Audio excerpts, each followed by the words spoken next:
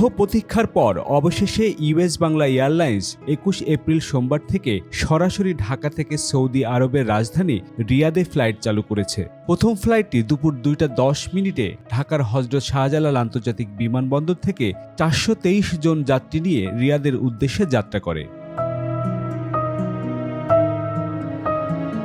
রিয়াদে অনেক শ্রমিকদের যাতায়াতের সময়, খরচ ও দুর্ভোগ লাঘবে এই সরাসরি ফ্লাইট কার্যকরী ভূমিকা রাখবে বলে মনে করছেন বিশ্লেষকরা। পাশাপাশি ইউএস বাংলা জানিয়েছে, রেমিটেন্স যোদ্ধারা যেন রিয়াদ থেকে বাংলাদেশে ফিরে দেশের যে কোনো প্রান্তে সহজে পৌঁছাতে পারে সে বিষয়েও তারা বিশেষ নজর রাখছে।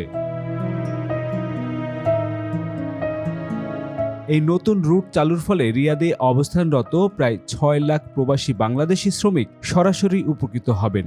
সৌদি আরবের রাজধানী রিয়াদ সহ আশপাশের এলাকায় বসবাসকারী বাংলাদেশি প্রবাসীদের জন্য সরাসরি ফ্লাইট ছিল বহুদিনের দাবি। এবার ইউএস বাংলা সেই দাবির প্রতিফলন ঘটালো।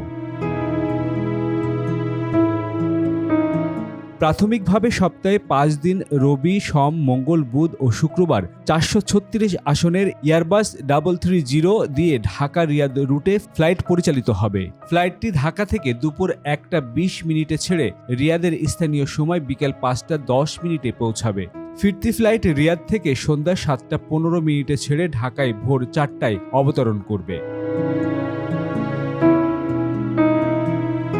বর্তমানে ইউএস বাংলা এয়ারলাইন্সের বহরে রয়েছে ২৪টি উড়োজাহাজ, যার মধ্যে ২টি এয়ারবাস ৩৩০ এবং ৯টি বোয়িং ৭৩৭-৮০০। প্রতিটি অভ্যন্তরীণ রুট ছাড়াও মধ্যপ্রাচ্য ও এশিয়ার ১৪টি আন্তর্জাতিক গন্তব্যে ফ্লাইট পরিচালনা করছে সংস্থাটি।